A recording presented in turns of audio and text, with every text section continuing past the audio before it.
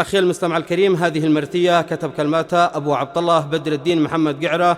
قالها رثاء بعد وفاة صديقه ورفيق دربه المرحوم زكريا أحمد السعلة الذي وافاه الأجل في المملكة العربية السعودية أثار حادث مروري تغمده الله واسع رحمته. هذا ربيع الله.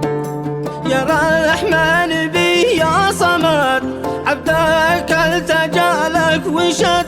منك ليك أنت المرد، يا واحد أحد يا ودود، جني علم جاني خبر، إنه صاحبي في خطر، في الإنعاش والمختبر، قالوا في العناية رقود، وصلت جميع الشباب، بالله كيف وضع المصاب، قالوا ما يرد الجواب، معدومة عليها الردود، قالوا جا نزيف داخلي، نبض القلب مش واصلي، يمكن صاحبه راحلي، للجنة رحل ما يعود، يا المرسول شل المداد، بدر الدين يعلن حداد، قد ضاقت عليها البلاد، من فرق الرجال الأسود، حني يا جبال اليمن، من ذا القهر من ذا الحزن، زكريا رحل بالكفن، قد واروه تحت اللحود.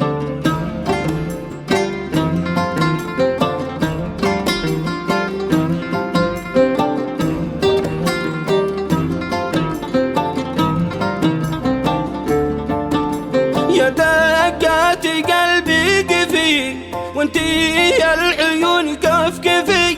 من يوم صاحبي قد خفي، حزني حل وسط الكبود،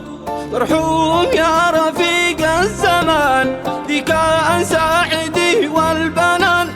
كان الظل لي والكنان، وانتم يا العوالم شهود، كنا في الأخوة سوا، هو طيبي وانا له دواء، قلبي بالفراق اكتوى، قد صار محزمي العمود، بدر الدين كتب في الوريق، ما حد في الأخوة يفيق، زكريا الأخي والشقيق، مرحوم يا صديق الودود، احنا في الطريق كلنا بنسوق في تريلاتنا، كان بالمملكة شغلنا في جايزان جنب الحدود، يا حزني ويا حسرتي كيف شاعيش في غربتي، بعدك يا أعز أخوتي قلبي تعصمه بالصمود.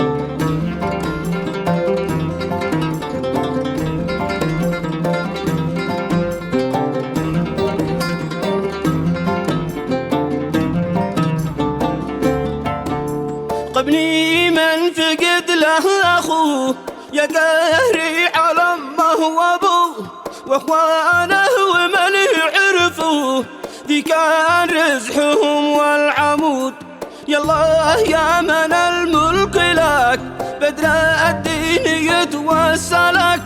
ترحم من بدربك سلك، في الجنة بين البرود، يا ربي أنا أدعيك أنا، تغفر كل زلاتنا،